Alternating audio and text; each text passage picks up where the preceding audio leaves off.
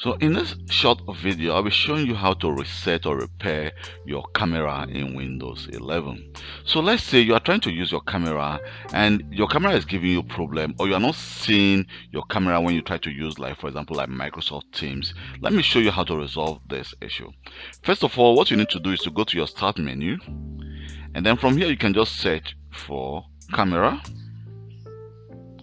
And in camera, you can see we have different options here. So go to app settings.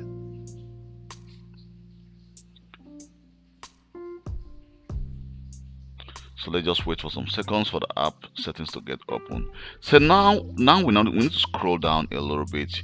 You can see we have different options here. We have, like, we can immediately terminate this app, that's the camera app, and we can actually repair. If this app is not working right, we can actually try to repair it. The app data won't be affected, or if the app is not working right, reset it, the app data will be deleted. So what we can actually do first of all is to do a repair.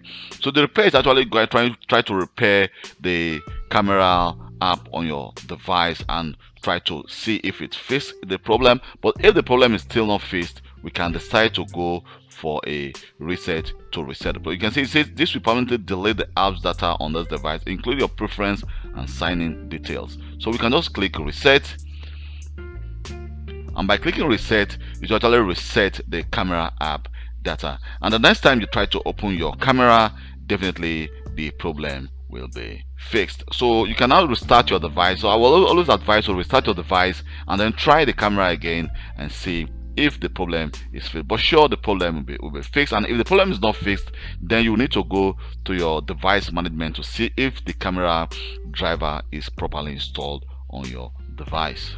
Thank you very much for taking your time to watch this video, and please don't forget to subscribe to my YouTube channel for more IT videos. Bye.